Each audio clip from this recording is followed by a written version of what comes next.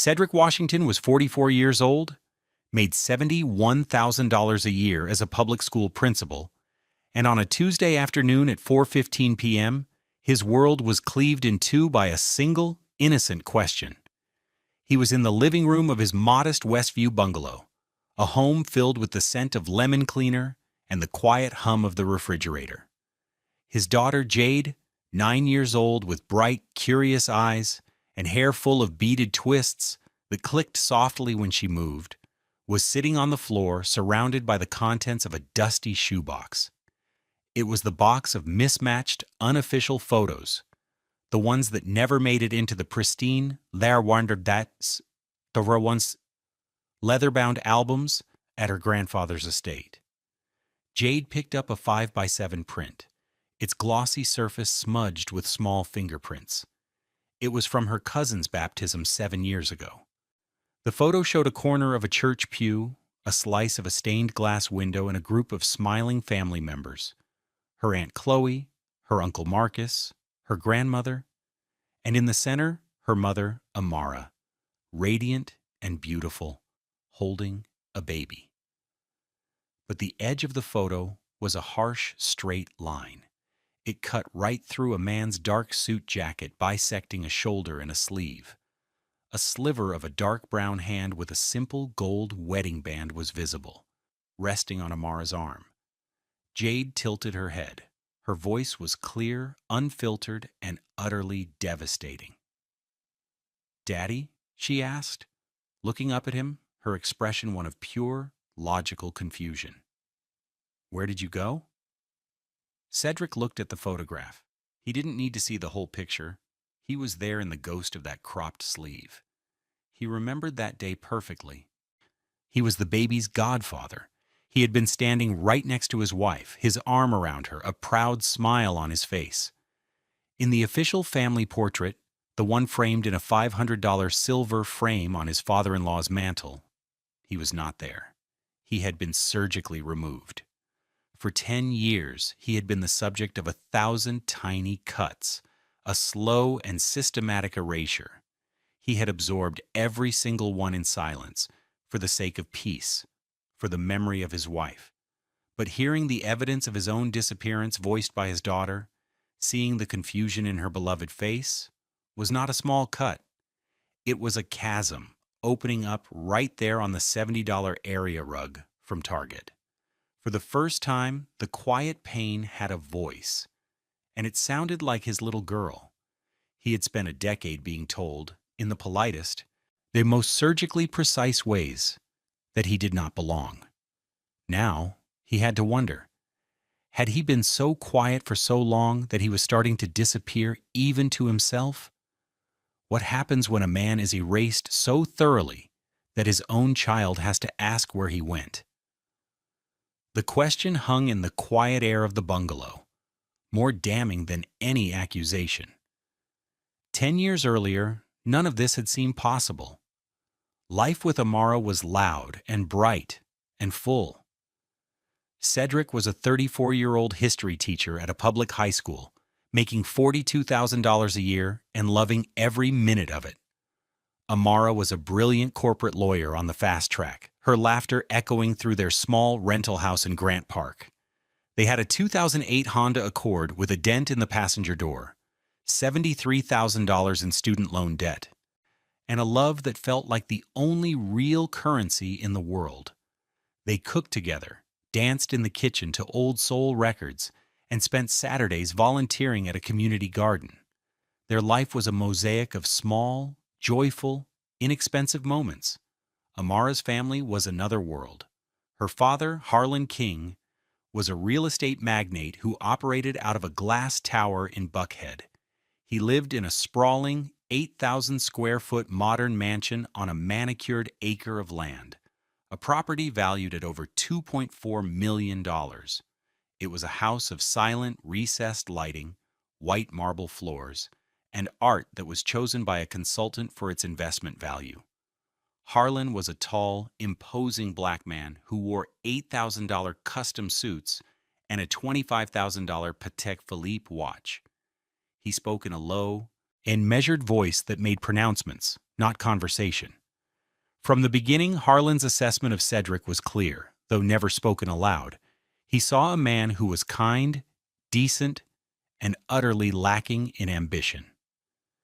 During their first meeting at a tense dinner at a Buckhead restaurant, where a single steak cost more than Cedric's weekly grocery budget, Harlan had surveyed Cedric's simple $200 suit and his $89 Timex watch with a look of mild, anthropological curiosity. "So, a teacher," Harlan had said, swirling a glass of $150 Cabernet. "That's a noble profession." The word noble was delivered with the same faint pity one might use for a well-behaved but unintelligent dog. Amara, fiercely loyal, had defended him. "Daddy, Cedric is a brilliant educator. He's changing lives."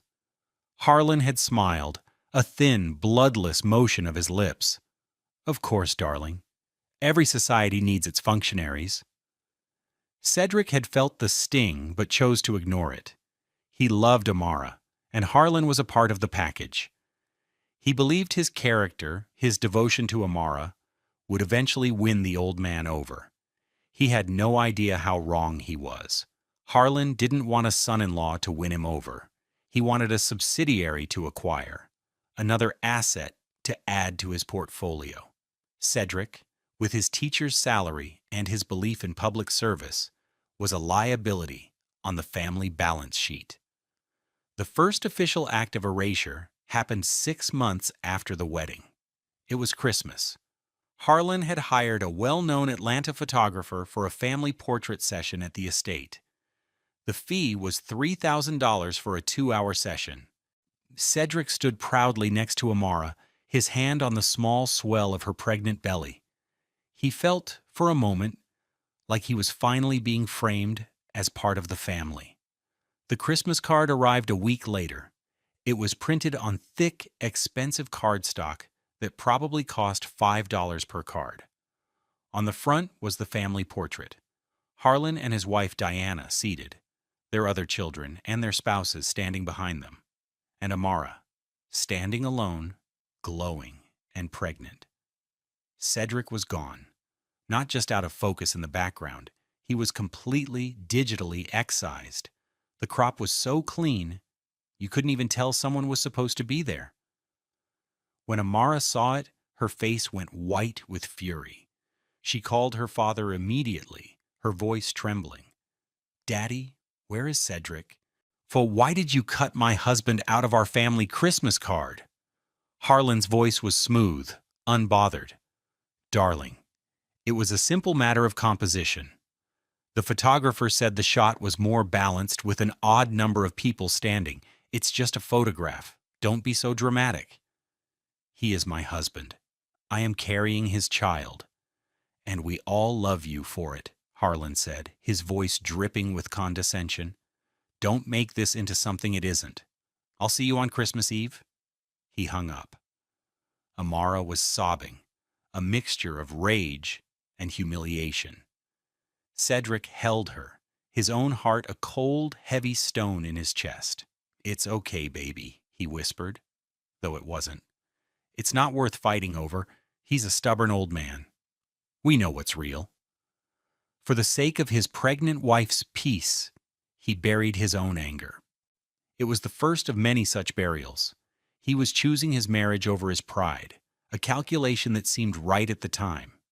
He didn't understand then that Harlan wasn't just attacking his pride, he was systematically dismantling his place in the family record. The birth of Jade should have changed things, for a while it seemed to. Harlan doted on his granddaughter, buying her extravagant gifts: a $400 miniature grand piano, a $2,000 collection of imported dolls, a $500 cashmere baby blanket. But his treatment of Cedric remained a study in quiet contempt. He was Jade's father, never Cedric, a functional title rather than a name. The erasure continued, becoming more brazen with each passing year. It was the accumulation of these incidents that wore him down, like water dripping on a stone. Each one on its own could be explained away as an oversight, a matter of taste, a misunderstanding. But together, they formed a suffocating narrative of his own non-existence. When Amara's cousin got married, the family placed a $5,000 full-page wedding announcement in the society pages of the Atlanta Journal-Constitution. It was a roll call of the King family's prominence. It listed Mr. Harlan and Mrs. Diana King, the bride's uncle and aunt. It listed their children. It mentioned their daughter, Amara King, with no Washington appended, no acknowledgement of the man she had been married to for 3 years. When Cedric saw it, he felt a cold wave of nausea. He had been rendered a footnote in his own wife's life, his name scrubbed from the public record. Amara was livid and wanted to demand a correction, but she was exhausted from caring for a newborn. "Let it go," she'd sighed, defeated. "He wins when we let him upset us." Then came the christening of his godson, the event that produced the very photo Jade now held in her hands. Cedric remembered the weight of the baby in his arms, the scent of lavender oil and church incense. He had stood between Amara and his sister-in-law for the official portrait. He'd bought a $300 engraved silver cup as a gift, which was placed prominently on a table nearby. A week later, his sister-in-law, Chloe, had called, her voice tight with apology. "Cedric, Dad is sending out the photos. You're not in the main one." He didn't have to ask, he knew. When he finally saw it, the cropping was so audacious, it was almost artistic. His navy suit jacket was a dark frame for his wife, his hand a disembodied accessory on her shoulder. The silver cup he had purchased, however, was perfectly in focus. His gift was welcome, but he was not. The true escalation began when Amara got sick. The diagnosis, a rare and aggressive form of cancer, was a brutal blow that shattered their world. Harlan immediately stepped in, wielding his money like a weapon. He insisted on the best doctors, the most expensive treatments. He hired a team of private nurses at a cost of $15,000 a month. On the surface, it was an act of a desperate, loving father. But in practice, it was another tool to marginalize Cedric. Cedric had taken a leave of absence from his job to be Amara's primary caregiver. He learned to manage her medications, to help her bathe, and to sit with her through the long, painful nights. It was grueling, heartbreaking work, but it was an act of love. Harlan saw it as an inconvenience. "Let the professionals handle this, Cedric," he would say, during his brief, sterile visits to their home, his eyes scanning the modest rooms with disdain. "You have your little school to run, don't you? We need you focused on Jade." He made it sound as if Cedric's presence at his dying wife's side was a dereliction of some other, more important duty. During one of Amara's final lucid weeks, the family gathered at the house. Harlan, ever the patriarch, brought up the family trust. "I've made sure all the grandchildren are taken care of," he announced to the room, looking pointedly at his other children. "Educational trusts for all of them, to ensure they have the best start in life." Amara, weak but still sharp, looked at her father. "And Jade's? Is Cedric the trustee?" Harlan waved a dismissive hand. "It's all taken care of, darling. Don't you worry about a thing." After Amara passed, the silence she left behind was filled by Harlan's quiet, relentless campaign. Cedric, drowning in grief and the overwhelming responsibility of being a single father, barely had the energy to fight back. He was invited to holidays, to family dinners at the Buckhead Club where the bill for 6 people could easily top $1,200. He would sit at the vast polished table, a ghost in a $200 blazer, while Harlan held court. The photos were the worst. At Thanksgiving, 5 months after Amara's death, Harlan once again hired a photographer. As the family arranged themselves in the grand foyer, in front of a 20-foot Christmas tree that had been decorated by a professional service for a fee of $4,000. The photographer looked at Cedric through his lens. He then lowered his camera and glanced nervously at Harlan. Harlan gave a nearly imperceptible nod. The photographer cleared his throat. "Excuse me, Mr. Washington? Could I ask you to step out for this one? We're just trying to get a shot of the King family." The room went silent. Every eye was on Cedric. His sister-in-law Chloe looked at the floor, her face flushed with shame. Her husband stared at a point on the far wall. No one said a word. The humiliation was a physical force, pressing the air from his lungs. He was in his deceased wife's family home, being publicly designated as not family. He looked at Jade, who was holding her grandmother's hand. He too young to understand the brutal subtext of the moment. For her sake, he manufactured a smile. "Of course, no problem," he said, his voice sounding distant and strange to his own ears. He stepped away, his heart pounding a sick, slow rhythm, and watched them compose the picture of a family he was no longer a part of. He went and stood by the massive windows overlooking the perfectly manicured lawn, his reflection a faint, solitary figure against the darkening sky. That was the moment he started saving things. He kept the invitation. When Chloe guiltily gave him a copy of the portrait weeks later, he didn't throw it away. He put it in the shoebox, a piece of evidence in a case he didn't yet know he was building. Tuesday, October 24th. The clock on Cedric's computer read 11:02 a.m. He was in his office at Westview Elementary, a small, cluttered space that smelled of old books and brewing coffee. The walls were covered not with expensive art, but with colorful, chaotic drawings from his students. A construction paper sun with googly eyes was taped next to a drawing of a lopsided rainbow. This was his sanctuary, a world away from the cold marble of Harlan's estate. He was hunched over a budget proposal, trying to figure out how to stretch a $5,000 grant to cover a new literacy program for 300 students. It was a puzzle of pennies and good intentions. A small notification popped up on his screen, an email. The sender was j.fitzgerald@harrisonfinch.com. The subject line read R.E., King Family Estate, Document Finalization.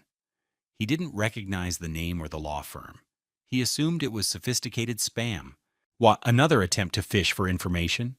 But then he saw the list of recipients: Harlan King, Diana King, and, inexplicably, Cedric Washington. His curiosity piqued. He clicked it open. The body of the email was brief and chillingly bureaucratic. "Mr. King, per your request, I am attaching the full correspondence history regarding the Cedric exclusion clause for your final review before the documents are formally filed with the probate court.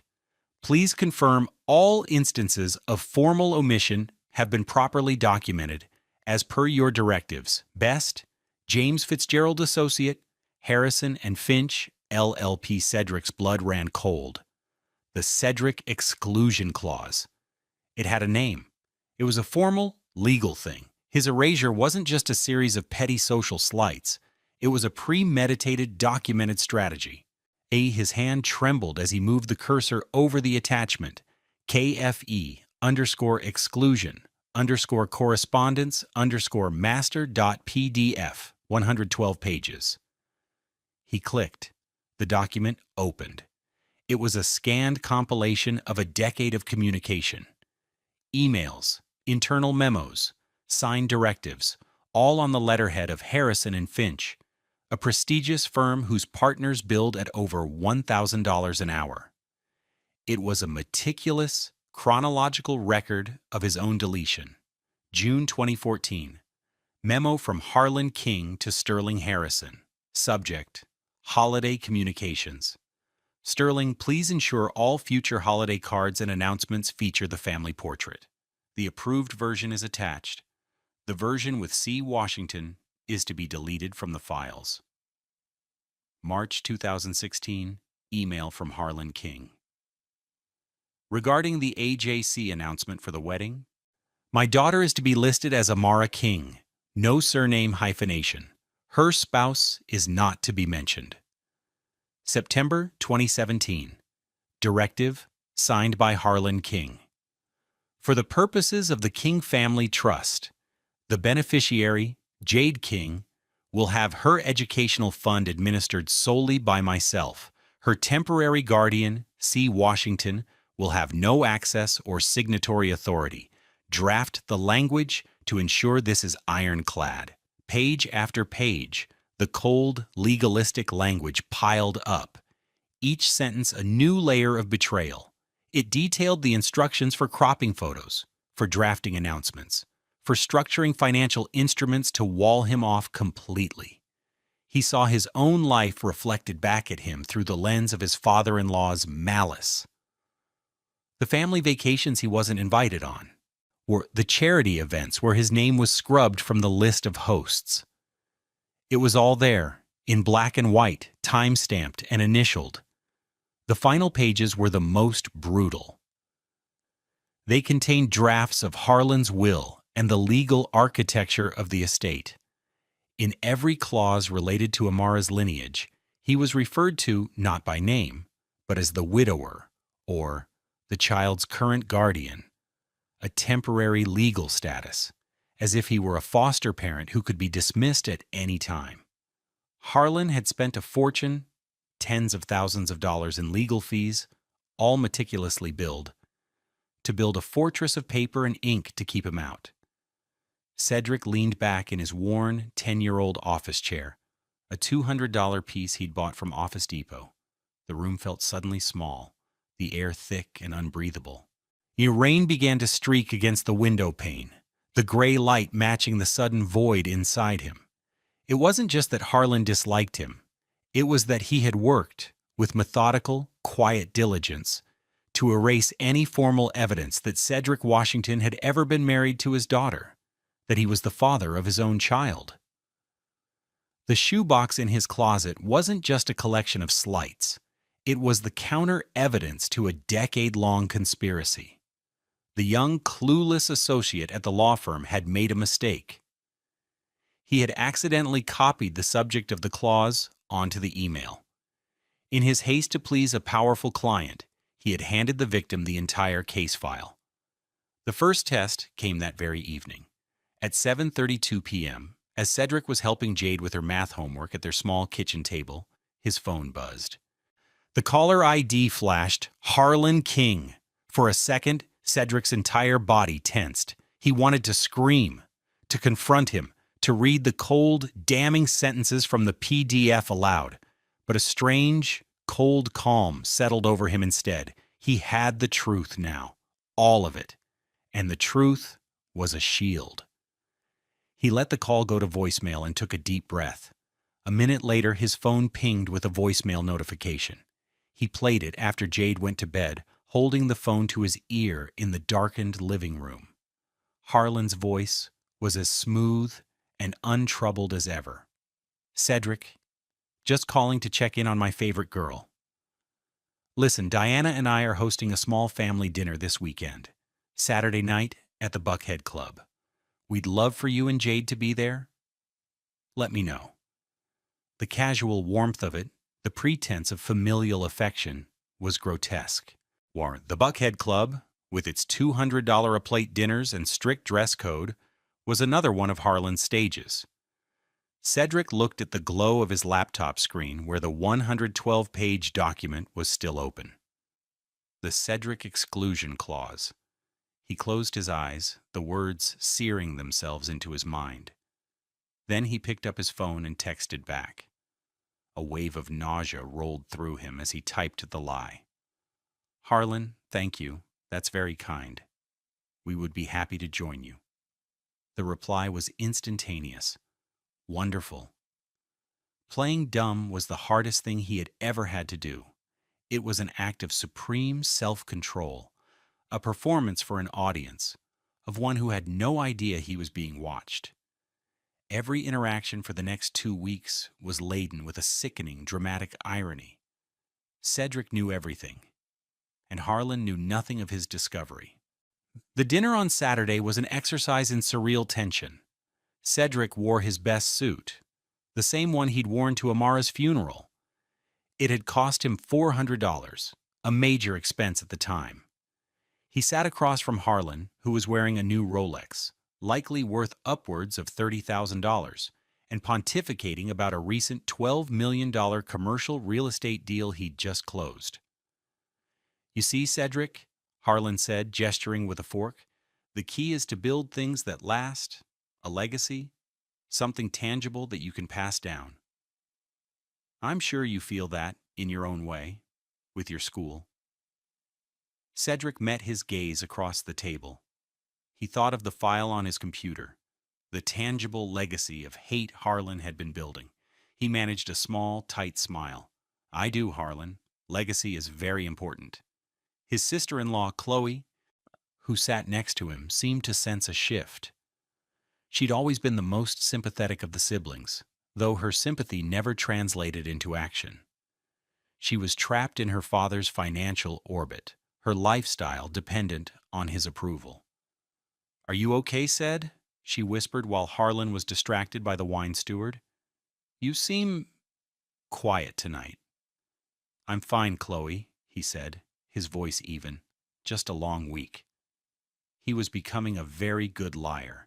Each lie felt like swallowing a shard of glass, but he was building a wall of them, brick by painful brick, hiding his strategy behind a facade of normalcy. The following week, he ran into Harlan's wife, Diana, at a high-end grocery store in Buckhead. She was inspecting organic avocados, her fingers adorned with rings worth more than Cedric's 2012 Toyota Camry. "Cedric, dear," she said, her smile not quite reaching her eyes, "Harlan tells me he's updating some of the family estate paperwork. Such a bore, all that legal nonsense, isn't it?" Cedric felt a jolt, but his face remained placid. "It's important to be thorough," he said, his voice a perfect imitation of mild agreement. He was thinking of the phrase tortious interference with inheritance, a term his new lawyer had taught him. He nodded politely and pushed his cart, which contained a $24 rotisserie chicken and a bag of store-brand apples, down the aisle, his heart hammering against his ribs. He was walking through a minefield, and every pleasantry was a potential detonation. The day after the dinner at the Buckhead Club, Cedric made a phone call. He didn't look for a firm in one of the glass towers downtown. He searched for lawyers in Castleberry Hill, a neighborhood known for its art galleries and historic brick buildings. He found Alana James. Her website was simple, professional, and her bio highlighted her work in estate litigation and family law. She was a black woman, a graduate of Spelman and Emory Law, and her photo exuded a no-nonsense intelligence. Her office was on the second floor of a beautifully restored warehouse. Cedric sat in the waiting room for less than a minute before she came out to greet him herself. She was tall and elegant, with her natural hair styled in intricate twists. She led him to a conference room with a large window overlooking the street. Her hourly rate was $450, a significant sum for him. But as he sat down, he knew it would be worth it. He didn't speak much at first. He simply opened his laptop, connected to her Wi-Fi, and emailed her the 112-page PDF. "I think you should read this first," he said. Alana James put on a pair of sleek, black-framed glasses and began to read. For 20 minutes, the only sound in the room was the soft click of her mouse and the distant city traffic. Cedric watched her face.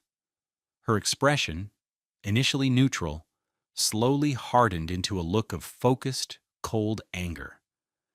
She scrolled back to the beginning, reread a few sections, and then finally looked up at him. "Mr. Washington," she said, her voice low and clear, "I have been practicing law for 15 years. I have seen greed, pettiness, and cruelty. But I have never, ever seen a man so meticulously and proudly document his own malice. This is breathtaking." She took off her glasses. "This isn't just a family dispute. Based on this document, your father-in-law has engaged in a decade-long pattern of behavior that could constitute intentional infliction of emotional distress. More importantly, his efforts to write you out of the legal and financial structure of your late wife's legacy, especially concerning your daughter, could be argued as tortious interference with inheritance. He didn't just dislike you, Mr. Washington. He used his wealth and power to try and legally erase you. A weight Cedric hadn't even realized he was carrying began to lift. So, what can I do? What do you want? Alana asked, her gaze direct. We could sue him. A jury would be very sympathetic to you, but a lawsuit would be public, messy, and could take years. It would be hard on your daughter. Cedric shook his head. I don't want his money. I want recognition. I want my daughter's inheritance to be secure, out of his control, and I want him to know that I know. I want him to have to look at me, knowing I have this. He tapped his laptop. Alana nodded slowly, a small, grim smile on her face. I like that. Strategic restraint. We don't file a lawsuit. We use this as leverage to get exactly what you want. We won't threaten him.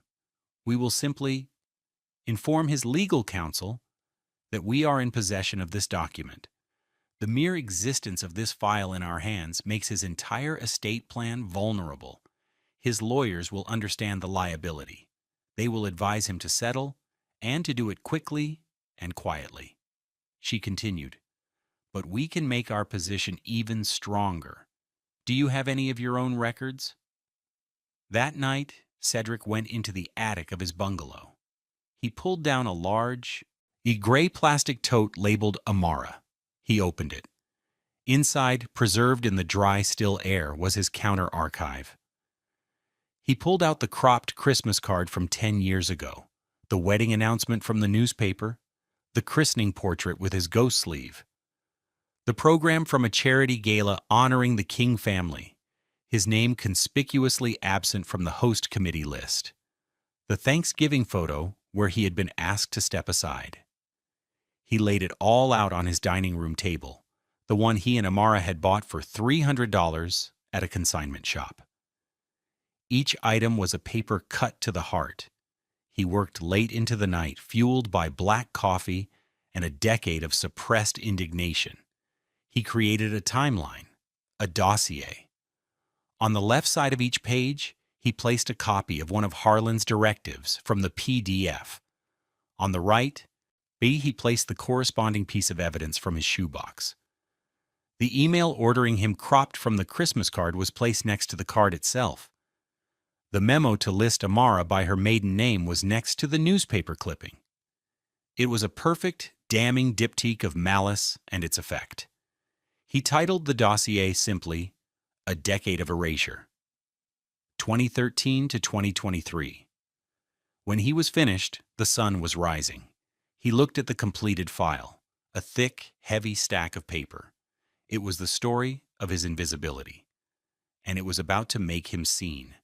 The strike was executed with the quiet precision of a military operation. Friday, November 10th. At 7 a.m., Cedric stood in a nearly empty FedEx Kinko's on Cascade Road. The air smelled of toner and industrial carpet cleaner.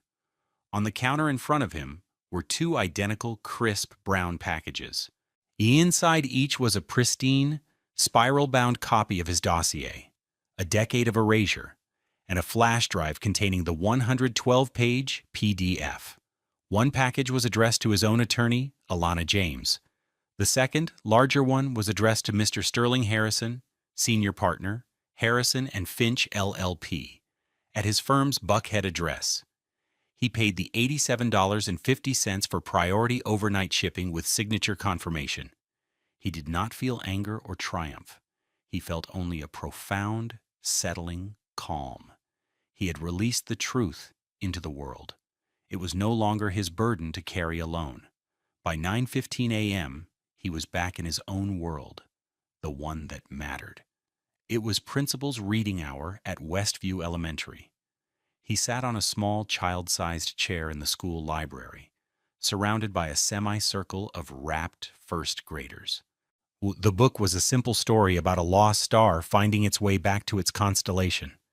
The children's faces, a beautiful spectrum of deep brown, were upturned and open. He read with his full attention, his voice calm and steady. His phone was on silent in his pocket, a million miles away. He was not a widower, not a legal clause, not a cropped photograph. He was Mr. Washington, a man who read stories to children. He was fully present. At 10:30 a.m., the mail carrier delivered the day's post to his bungalow in Westview. It was the usual stack of junk mail, bills, and a circular from the local grocery store. But nestled within it was a single heavy envelope. It was made of a thick, creamy cardstock, and the return address embossed in dark blue ink made the heart stop. The White House, 1600 Pennsylvania Avenue, Washington, D.C. Cedric didn't see it until 11:45 a.m. He had started the habit of coming home for lunch after Amara died, a small way to stay anchored and close to Jade's school. He saw the envelope sitting on the small entryway table and his brow furrowed. He picked it up. It felt important. He slid it open with the simple silver letter opener Amara had given him for his 30th birthday, a $40 gift he cherished. Inside, on stationery bearing the presidential seal, was a formal invitation. The President and the First Lady of the United States request the pleasure of your company at a reception to honor the recipients of the Presidential Award for Excellence in Urban Education Leadership. He scanned the text, his eyes wide. His superintendent had nominated him months ago, a long-shot application he had forgotten about almost immediately. He had been selected, one of 10 school administrators in the entire country. The ceremony was in 3 weeks. The letter stated that as part of the honor, a professional portrait of each recipient would be taken and displayed in the East Wing of the White House for 1 month. His photograph, in the White House. A quiet, incredulous laugh escaped him. For 10 years, another man had worked to erase his image, and on the very day his evidence against that man was delivered, an invitation arrived to have his portrait hung in the most famous house in the country. The universe, it seemed, had a flair for dramatic irony. The fallout began the next morning, Saturday. At 10:05 a.m., Sterling Harrison, a man who managed the fortunes of Atlanta's elite from an office that looked down on the entire city, signed for a package at his home. And he opened it. He saw the title page, A Decade of Erasure. He saw his own firm's letterhead on the memos detailing the Cedric Exclusion Clause. He saw the side-by-side evidence of his client's campaign of malice. His blood likely ran cold. A client documenting his own tortious actions was a lawyer's worst nightmare. It was a multi-million-dollar liability delivered by FedEx. He immediately called Harlan King. At 10:25 a.m., Cedric was in his backyard with Jade, turning the soil for a small vegetable patch. The autumn sun was warm on his deep brown skin. His phone, resting on the patio table, buzzed. The screen lit up with a name he had come to dread, Harlan King. He looked at it, then looked at Jade, who was happily digging in the dirt. He let it go to voicemail. A minute later, the phone buzzed again, a voicemail notification. He did not listen to it. At 10:45 a.m., the phone rang again. Harlan King. Cedric pressed the silence button on the side of his phone and went back to his gardening. At 11:15 a.m., a text message arrived. It was from Chloe. Dad is going absolutely insane. He's screaming at someone on the phone. What is going on? Call me. He read the message and put the phone back down. At 12:30 p.m., another call. Harlan King, ignored. Later that evening, after Jade was asleep, Cedric finally sat down and listened to the voicemails. They were a perfect, condensed timeline of a powerful man's unraveling. Voicemail 1, 10:26 a.m. Angry, sputtering. Cedric, what is this? What in God's name have you done? My lawyer just called me. You call me. Immediately. Voicemail 2, 10:46 a.m. Shifting to justification. His voice strained. This is a complete and utter misunderstanding of a private family matter. You've taken things out of context. I was always trying to protect Amara's legacy. You have no idea the complexities involved. This is slander. Voicemail 3, 12:31 p.m. The anger replaced by a dawning panic. Cedric, please, just pick up the phone. We can sort this out. Think of Jade. We don't need to involve lawyers. We're family, for God's sake. We can fix this. Voicemail 4, 2:15 p.m. Pleading, his voice cracking. Okay, I understand you're upset. Some things may have been handled poorly. Just tell me what you want. Is it money? Just tell me what you want and we can make this go away. Cedric listened to the last message and felt nothing. Not triumph, not pity, not anger. Just a quiet, hollow emptiness. Harlan thought this was a negotiation. He thought he could write a check and erase this, too. He still didn't understand. Cedric didn't want to make it go away. He wanted it to be seen. He deleted the voicemails and went to bed. The consequences cascaded with the swift, brutal efficiency of a corporate collapse. Harlan King, a man accustomed to controlling every variable, found himself in a situation he could not bully, buy, or litigate his way out of. The legal downfall was immediate. Sterling Harrison, whose firm's reputation was now tied to a document detailing profound malpractice, scheduled an emergency meeting. Harrison and Finch charged Harlan a non-negotiable $25,000 crisis management retainer just to begin the cleanup. The advice from his $50 million law firm was blunt and unequivocal. Do not fight this. Settle. The Cedric Exclusion Clause, PDF, was a ticking time bomb. If it ever became public in a lawsuit, the reputational damage to both Harlan and the firm would be catastrophic. He has you dead to rights, Harlan, Harrison reportedly told him. He has your signature on documents that a first-year law student would know are evidence of malicious intent. Alana James, acting on Cedric's behalf, was masterful. She didn't demand a massive payout. She presented a list of non-negotiable terms. The first was the complete and total dissolution of every exclusion clause from all estate documents. Cedric was to be formally and irrevocably recognized as Amara's surviving spouse, with all the rights and recognitions pertaining thereto. Second, with the $1.5 million educational trust for Jade, was to be immediately transferred into a new, separate trust with Cedric as the sole trustee, severing Harlan's control completely. Finally, all of Alana James's legal fees, which amounted to $32,000, were to be paid in full by Harlan. Faced with the alternative of a public lawsuit for intentional infliction of emotional distress, Harlan agreed to everything. The settlement was signed within a week. The family fallout was quieter but just as devastating. Harlan attempted to control the narrative, telling his children that Cedric was extorting the family with baseless accusations, but the story was too specific, the evidence too damning. Chloe, racked with guilt over her years of silent complicity, confronted her father. The carefully constructed facade of the benevolent patriarch crumbled.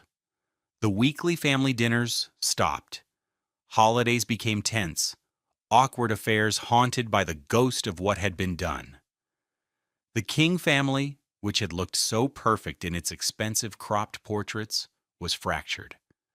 The final consequence was public, and it came from an unexpected place. 3 weeks later, the Atlanta Journal-Constitution ran a feature story on the local recipients of the presidential awards. There, on page B2, was a large, dignified photograph of Cedric. He was smiling, his deep brown skin luminous, his eyes full of a quiet, confident strength. The caption read, Westview Elementary Principal Cedric Washington, honored with Presidential Award for Excellence in Urban Education Leadership. The article went on to praise his innovative programs and his dedication to his students. It mentioned his late wife, the beloved attorney Amara King Washington, and his 9-year-old daughter Jade. His name, his wife's full name, his daughter, his profession, his existence. All of it printed in the very same newspaper that had once erased him at Harlan's command. In the clubs and boardrooms of Buckhead, people read the article. They saw the photo. Harlan's friends and colleagues, who had attended the Thanksgivings and seen Cedric asked to step aside, began to ask quiet questions. The man Harlan had tried so hard to make invisible was now, undeniably, seen. 2 years later. It was a bright, cloudless Saturday morning in Atlanta. Cedric stood in the sun-drenched main hall of a renovated warehouse in the West End.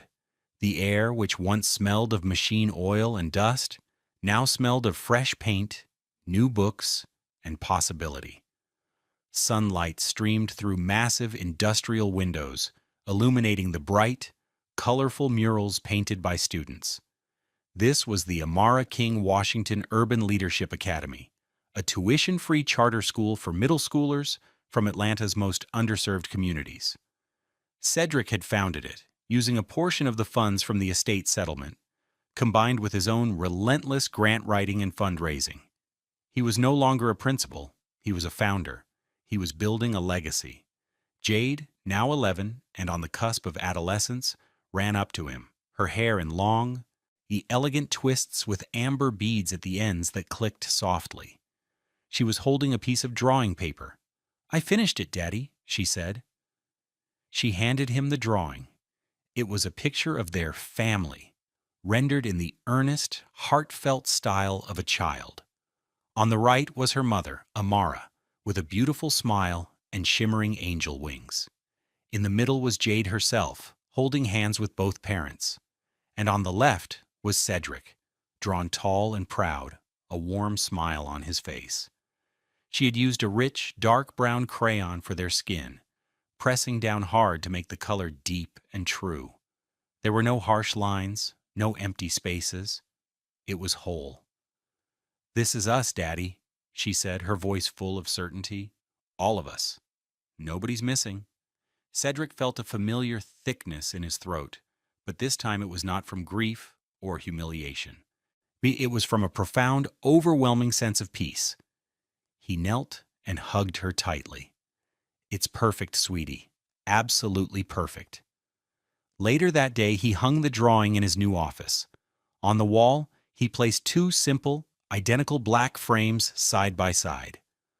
One held the official 8x10 photograph from the White House. It showed him in a sharp, dark suit, shaking the hand of the President of the United States. His own face, reflected in the photo, was calm and self-possessed.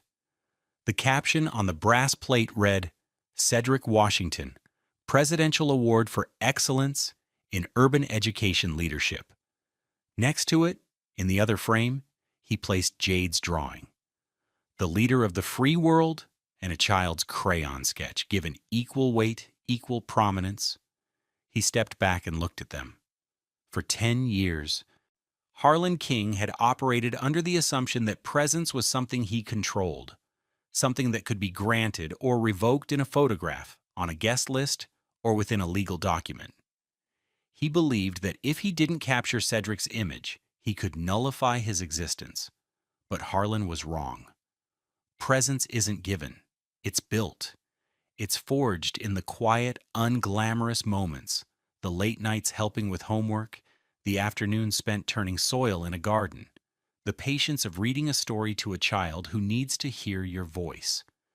True worth isn't measured by the price tag on your watch or the square footage of your house. It's measured by the lives you touch and the love you build.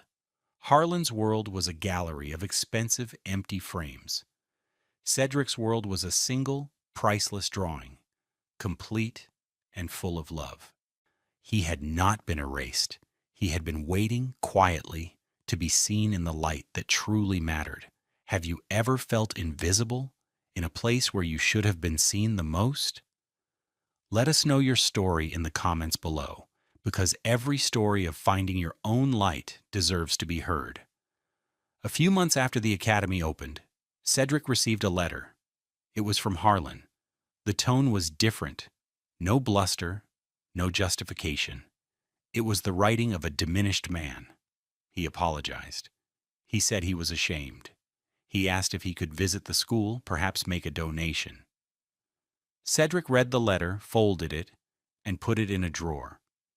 He didn't need Harlan's money, and he didn't need his approval. He had already forgiven him, not for Harlan's sake, but for his own. Forgiveness was the final act of taking back his own story. Now he had a school to run, children to inspire, and a legacy of love to build. He was far too present to be bothered by the ghosts of the past.